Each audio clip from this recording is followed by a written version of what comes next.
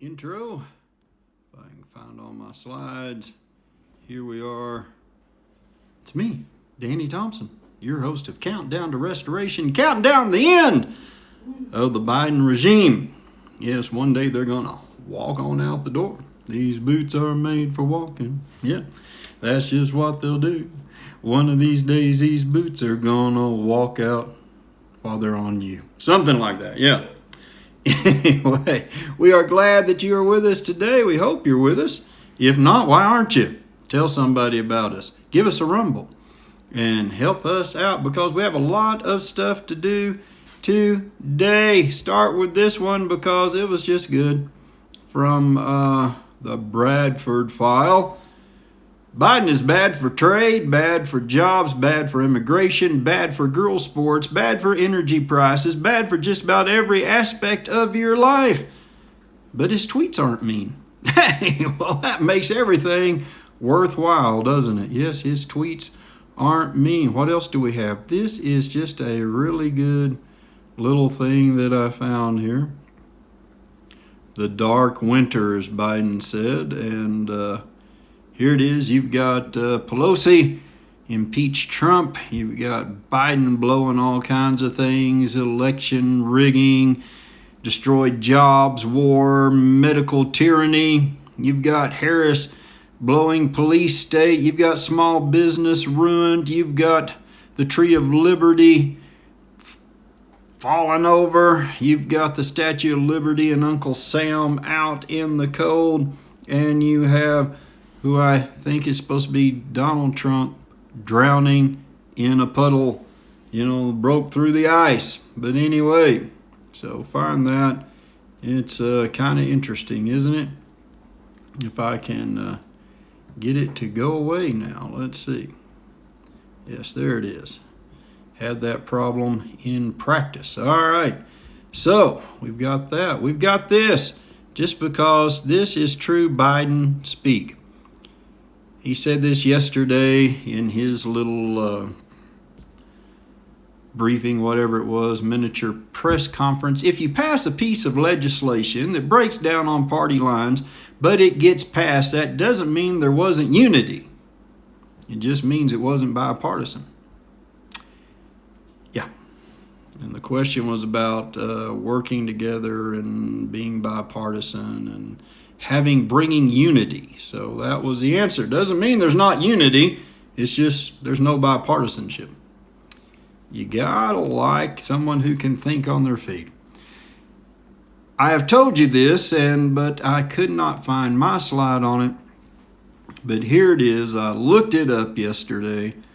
This is what they put on the Twitter account for the U.S. ambassador to Israel on day one, the U.S. ambassador to Israel, the West Bank, and Gaza. Yeah. They took it down because people didn't seem to like that, but it was there. I like to document things that can be documented. And this, I've been telling you, is from the Dallas Morning News. I think I said New York Times. Religion should serve society, not the other way around. And of course, what they mean is religion should adapt to society. So I told you that's what Hillary Clinton wanted. What else do we have to go with this? Oh, yes. The bishop here, Bishop slams Joe Biden for promoting abortion. He denies unborn children their right to life. Yeah, it's good religion there, Joe. Way to follow your own Catholic religion, which I'm assuming you're the new American Pope now. But what do we have on religion? Talking about serving the nation. Let's bring it over here. Remember this. Go to seculardems.org. Secular Democrats of America. What are they doing? They are restoring constitutional secularism and patriotic pluralism in the White House. Wow. Bring back the godless days of the Obama administration, except for a law. We must have a law in the White House. Anyway, so let's get rid of this one. And let's move this one over here because that is not a constitutional statement. See? Because we're going to show you the actual Constitution.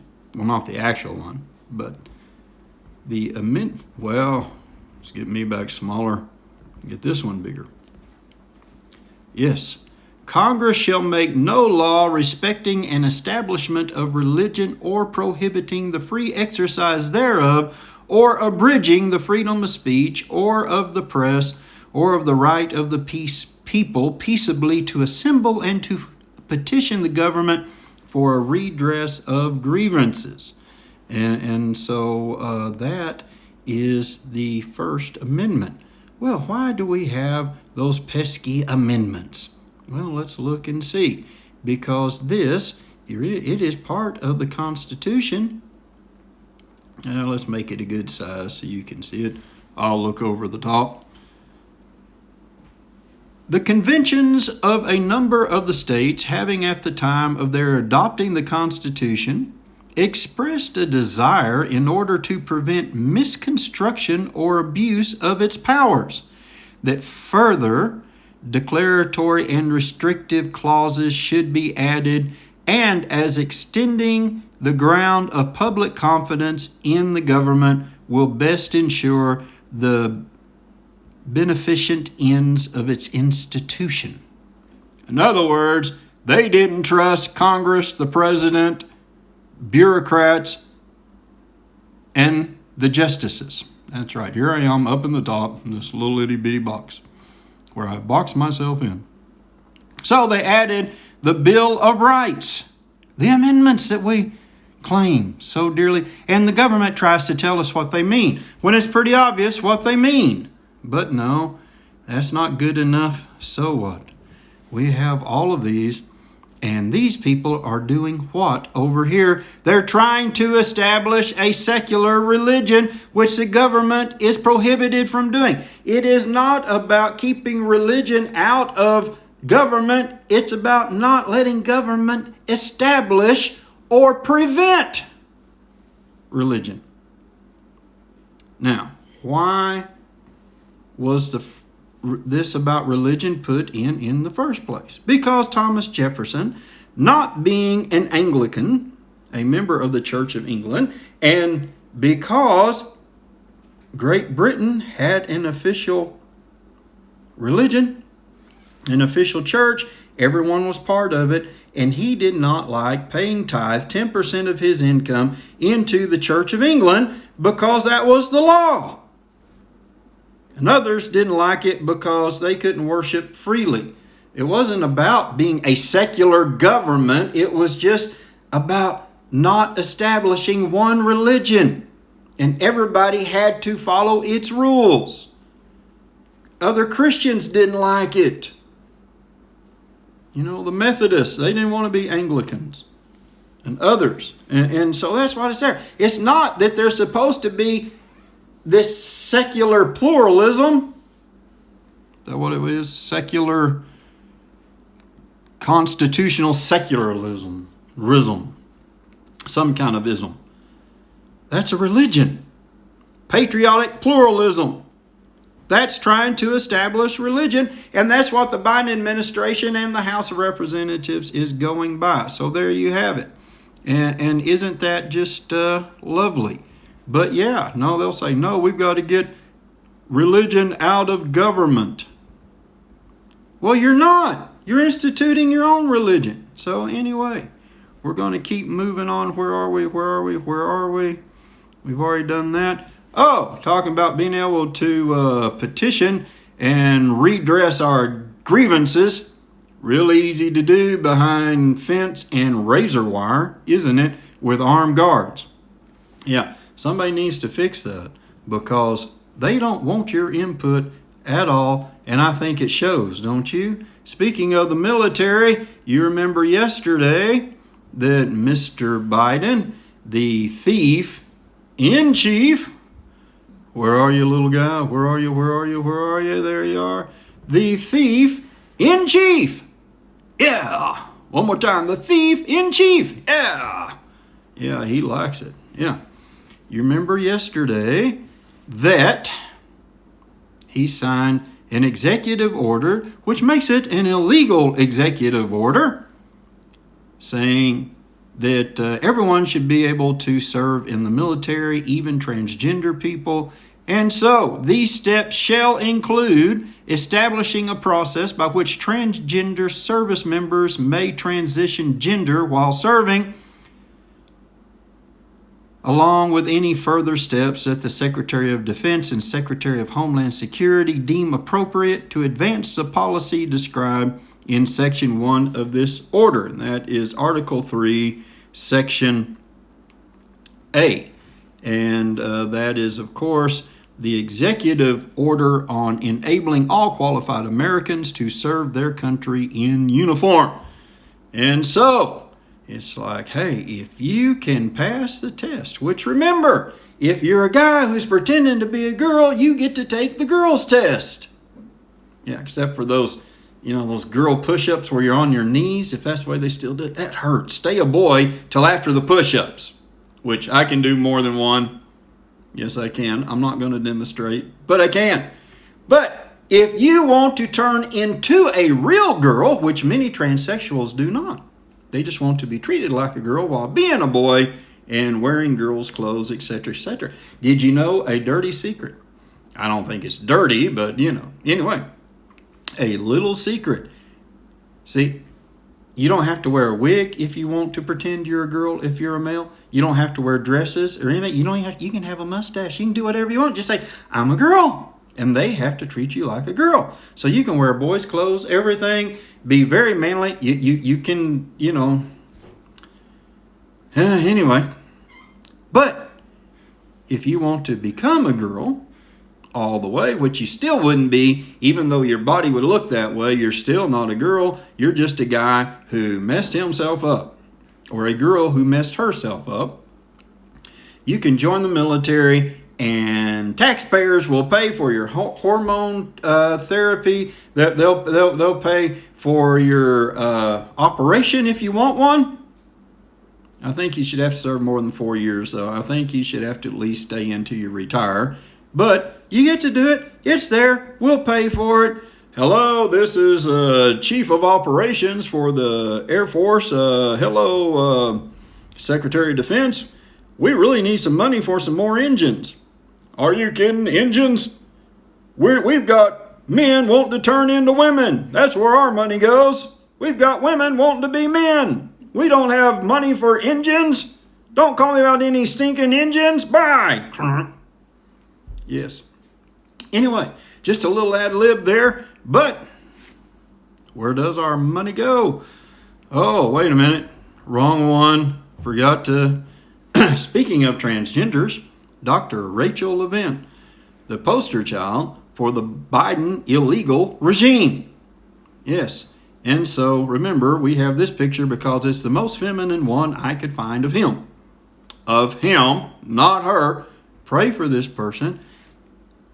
He needs help. Not making fun. It's just, that's what's going on, ladies and gentlemen, or whatever you are. We must not say. Trump officially opens office of the former president. He got tired of just sitting around and not saying much, so this is going to start getting fun. This is his little statement. I think it's very nice and classy, which you would expect from the current president of the United States of America. Not a thief in chief. And of course, we have this one to go with it. Save America, President Donald J. Trump.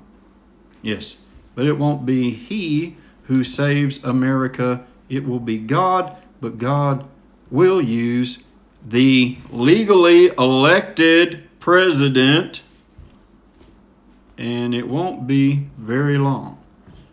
There's an old gospel song, "It Won't Be Long." Unfortunately for President Trump, the Senate is going ahead with their plans to impeach him, but without Justice Roberts, who is not much of a justice and doesn't seem to really know the law. But they will use Senator Patrick Leahy to preside over it, who happens to be a Democrat, but he's the longest serving senator. And I think he was there when FDR was there. I don't know. Didn't miss it by much. And so why are they doing this? Because if they had Justice Roberts come over, he might have to look at the constitutionality of the whole proceeding. They have no rules on this because the rules to impeach a president say, hey, the Chief Justice presides over it, but since this is unconstitutional, let's make up our own rules and let's do it this way. Yeah, it's just lovely. Speaking of unconstitutional and of problems, we have this one. New list of 2020 election fraud cases shows there are 81 total, 30 still active, yet not one court has allowed evidence to be heard. And I don't know if that's true because I think there's a court in Michigan that did, and they've actually ruled on some things. But anyway, if you want to see an excellent chart by Peter Navarro, go to teaparty.org, look it up, and it will give you in all of the states in question how many illegal votes they used to overcome the legal votes given to President Trump. And it's a very good resource, but I think it would be better if it showed the states where the president won to show how they tried to overtake it there, because if you're in Texas, you know Tarrant County did not vote for President pretender Joe Biden. And so you can look at that. It doesn't matter. That's not what God is going to use. He is going to use people coming out and admitting what they did in video and audio evidence. All right. So yesterday, what are we going? Oh, to the briefing room. This may be updated since I last did it. Executive order on reforming our incarceration system to eliminate the use of privately operated criminal detention facilities because, they're not that good. And plus, if we don't have them, we will not have as many prisoners. I read the executive order. I'm not kidding, folks. That's basically what it says. And of course, we have to get rid of it because we have mass incarcerations where there are thousands lined up, declared guilty, and just marched off to prison for doing nothing. And many of them are of color. So we have to close these prisons. You can't make this up. You can't make this up. Memorandum, and then there's other things. One thing on here, there's a readout on the call with Putin, the president of Russia, that Joseph Biden, pretender president, made today. And the readout is almost word for word of the preview of the call that Jill Psaki gave in her press conference today, if not word for word. I didn't compare them that closely, so we don't know what they actually said. For all I know, they exchanged vodka recipes. I don't know. Maybe cookie recipes. Maybe President Putin and Joe Biden exchanged cookie recipes because we don't know, because there's not anyone in the White House that's going to leak their conversation. Yep. But we were told what they were going to talk about even before they talked about it. Now, yesterday, we talked about a woman behind the scenes, and almost presto changeo, here it is, Richard Grenell, forget Biden and Harris, who's really calling the shots in the new administration. Our old friend Susan Rice, who is over equity, which we will discuss in a moment. And no sooner did everyone start talking about her than what? Oh yes, here she is in the morning press conference. Yes, talking about equity, racial equity, and being fair, lifting people out of poverty, and everything else. And, people of color out of poverty. If you're white and you're impoverished, you deserve it. But I'm not making this about race. I'm just making about what they're doing.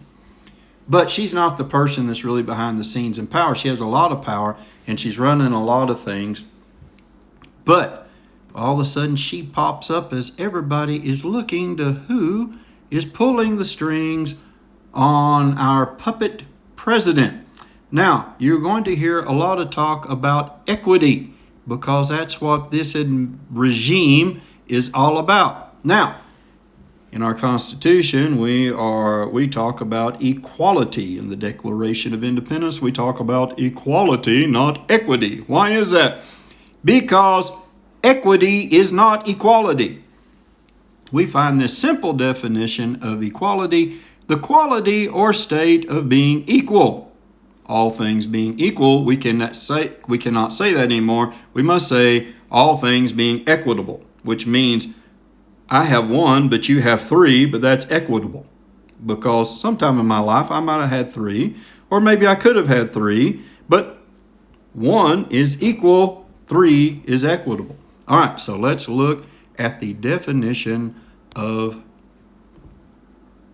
equitable. Where is that? It is much longer and it makes very little sense, but we're going to look at it anyway. A system of law originating in the English Chancery, and I've got to move this over so it's out of the way of my controls, and comprising a settled and formal body of legal and procedural rules and doctrines that supplement and or override common and statute law and are designed to protect rights and enforce duties fixed by substantive law.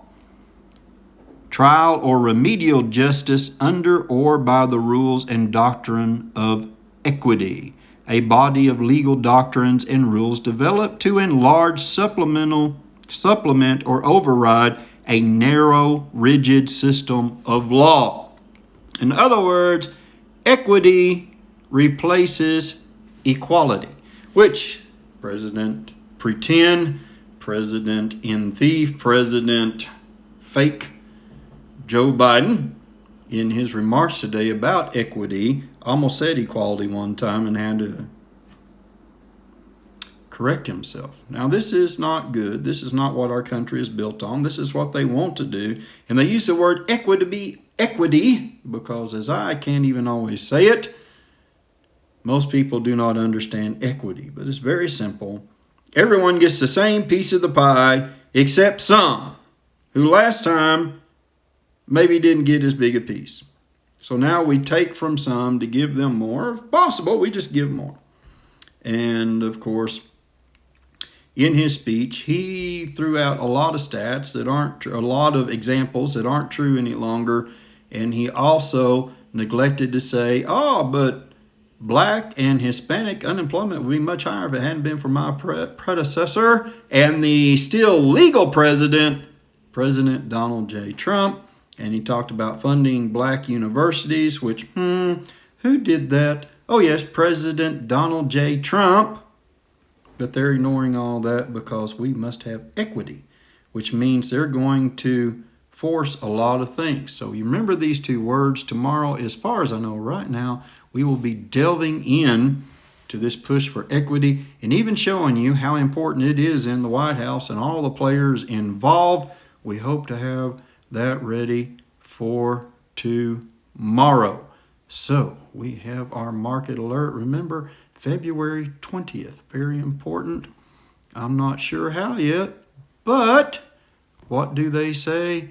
They say, hey, the risk of a stock market correction is increasing as resistance levels come into play. So says Bank of America, which I don't know if of course they believe in equity because they have loans and you may have equity in something.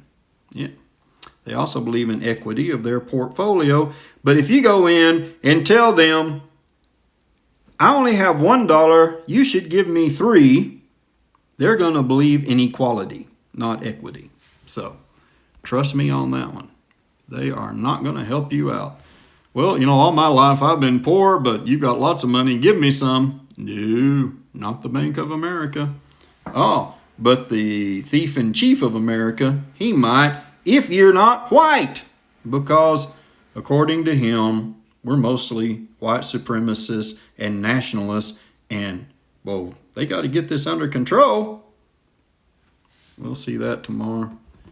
Oh, it's sad. It's sad, boys and girls, ladies and gentlemen, or whatever you may call yourself. What else do we have here? Coronavirus news. Biden's $1.9 trillion coronavirus relief bill is in trouble, and Democrats might not be able to pass the next round of stimulus until March. Why?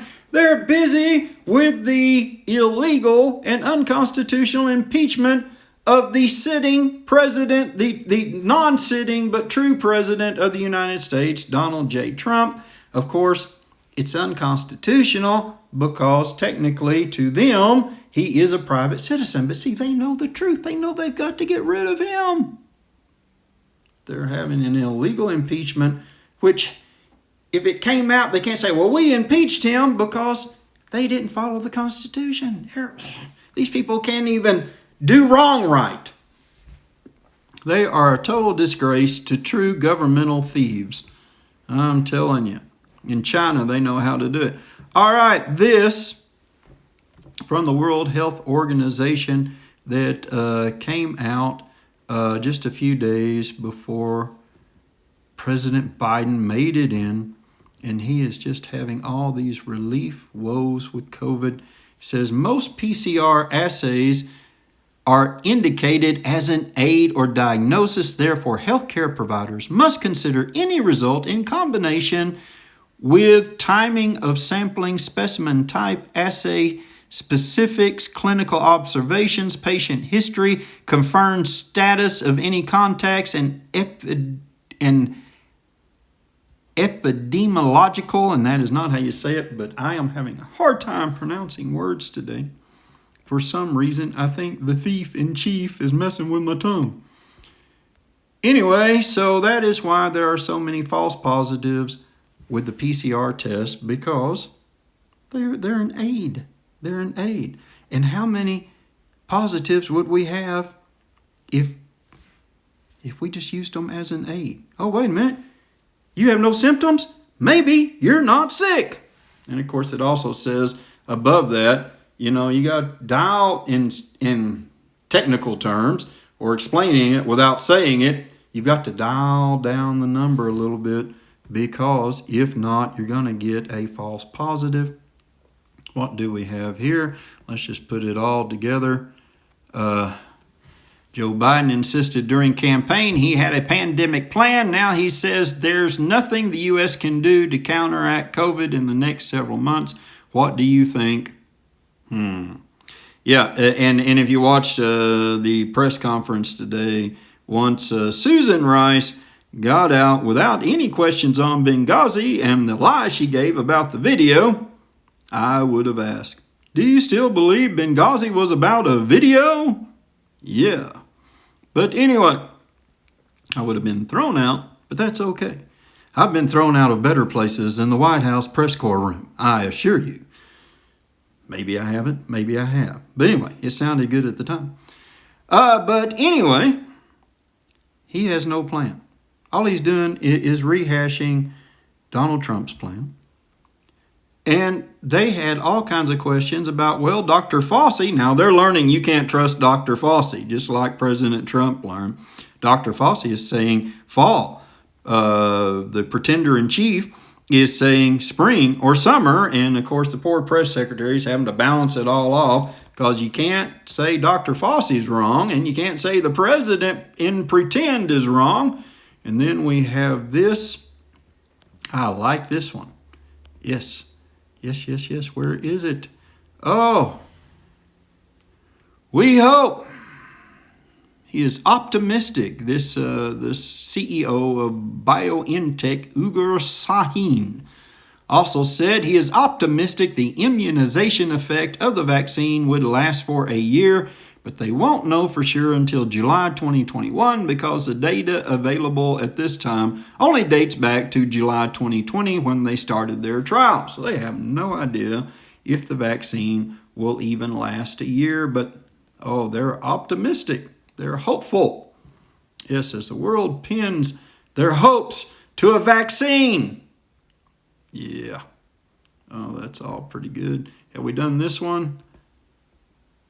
Yes, we did that one. All right. So there's one that I'm missing, but it just says coronavirus cases are down all over. Why? Because the virus is peaking. It peaked just about the time it was supposed to, because the virus runs at a 6-week course. I don't know where is that it? No.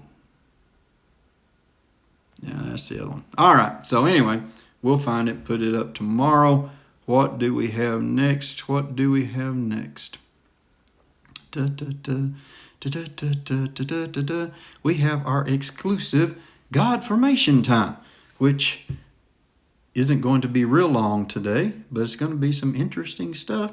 And so let's get our fireworks going. It's God formation time. It's God formation time. All right. And this is insider information that you will not get anywhere else, maybe, but here. And so, what is going on? What do we have here? Oh, remember Saturday when they put a lid on the Thief in Chief's activities? Did you see him today when he was giving his remarks about equity? Not equality, but equity. And although he did say that some things weren't the fault of white people. I thought that was very generous of him. But he was really slowing down. He needed to go for the day. They're working him too hard. And I don't say that making fun of him. I mean, he can't hold up to it. He's got some problems, and I don't find it funny. I feel bad for him, but he knew what he was getting into, and he's part of it. All right, so on weekends, they are working on his meds. Yes, they know. Everybody knows. They're working on his meds. In fact, he has what? I have a notification that won't go away. He is bringing in his private physician, which is okay. But why? So he can keep everything private. So they're working on his meds and changing it and adjusting it and everything, and that's their weekend plan. So don't expect a lot from him from weekends. Obviously, you'll see him sometimes. But if need be, that's when they're going to be adjusting things, because the man's on medication for his illness. All right. So, and one thing you can look for, and I saw it today when he was out making his equitable remarks, there's a reaction to some of the medication he's on. It makes his face all shiny. And when I heard that, I thought, that can't be. And then today I looked, and his face was kind of shiny. And I'm like, wow, very interesting. What does that mean, Danny? It just means what it means. This is inside information. This is good stuff. It's all going to come out. But see, you look, and when you see him on having a shiny face, there's some kind of medication that's making that happen, but he has to have it. So, or he's not going to do too good. All right? And so there is a person, Margaret Vance, full name, Margaret A. Periaca Vance or something like that. She is a professor at the Hussman Institute for Human Genomics. And she does a lot of things, but one of her main things, and she works for or gets grants through, or is associated with the National Institute of Health, but human genomes related to Alzheimer's and mapping it out in the brain. She even has studied the genomic pattern of the Amish who have Alzheimer's. I don't know why theirs would be different than ours, but anyway, she is helping with Joe Biden's Alzheimer's treatments. And you say, I knew it. But see, they're not telling us, are they? They're not telling us. They didn't tell us before the election. They are surely not going to tell us now. So, and doing some heavy-duty stuff, because this woman knows about things. And also, she's helping out a little bit in some things, putting some ideas in. She's got a lot more power than people will ever know. And I'm sure if anybody asks her, say, I don't even know what they're talking about. That's what they all say, isn't it? And Joe Biden's like, well, yeah, I know her. She's this and that. But why would she be helping me? All right, so what's going on in the White House? Joe Biden came out and said, if anybody makes fun of people or doesn't treat them with respect, he's going to fire them on the spot. Well, he's the one not being treated with respect. Big question, how much longer can he keep this up? How much longer is this going to go on? And right now, Kamala Harris is hoping it goes on because she knows she's not going to be president. Someone else is going to step in. And you know what? We're talking about equality versus equitableness. How come Mr. White Joe Biden doesn't step aside and let Miss Brown and Black Harris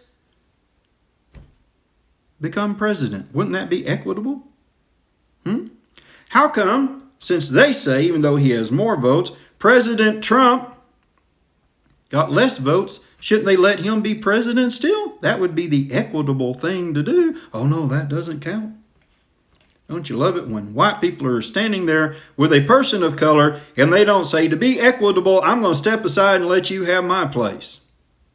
Yeah. Anyway, so the big question in the White House is how much longer can this go on?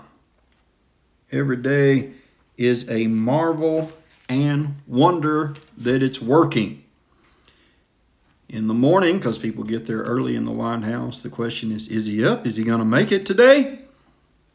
And a common question in the evening, are we through? At 3 p.m. And they know they're not through, but they like to joke. They're kidding about a man who is ill. And he put himself in this place, but we're not going to make fun of him for it because, first of all, that's a horrible disease. That really is. I feel bad for anybody that has it. And I hope they can help him because, when he has to march out, once everything is revealed, I want him to have a good life. All right? But the jokes are rough. They know they're working for somebody else. And so they joke about it. And if you're a puppet and everybody can see the strings, you don't get a lot of respect. But who's pulling the strings right now? Is it Susan Rice? They're saying outside, but time will tell, but everybody's got to be exposed or the corruption will just keep going on. And so understand this, Hillary will not go unpunished. I don't know, just time ticking. All right? So Hillary's still involved, ladies and gentlemen. Don't forget that. Don't underestimate this woman. She is involved, but don't underestimate the power of God to reveal. And it's all going to come out.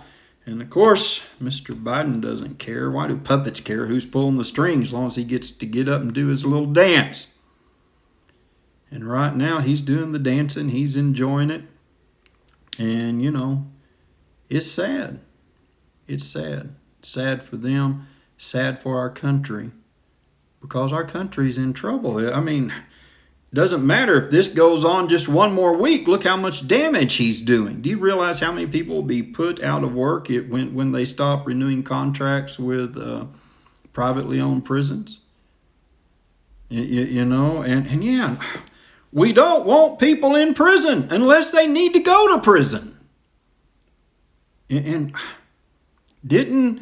let's see, who was that president that made it so a lot of people in federal prison could get out of prison because they received too long of a sentence and this and that? Oh, it wasn't Joe Biden. Who was? Oh, yeah, Donald J. Trump.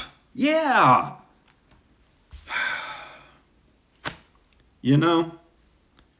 Least they can do is be somewhat honest. But they won't. They won't, because he is the what? Where's our guy? He is the thief in chief. Oh, yeah, we got two of them. Yeah, let's do it. Yeah, I want to do it. He's the thief in chief. So, all right.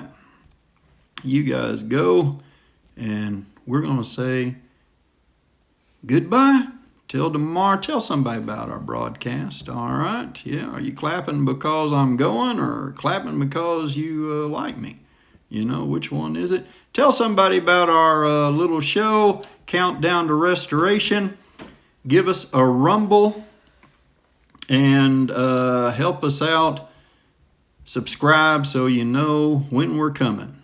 And we will see you tomorrow. Going to have a great show. Going to get into more of equality versus equity and all that entails. God bless you. God bless America. God bless the Trump family. And let's all pray for a quick restoration.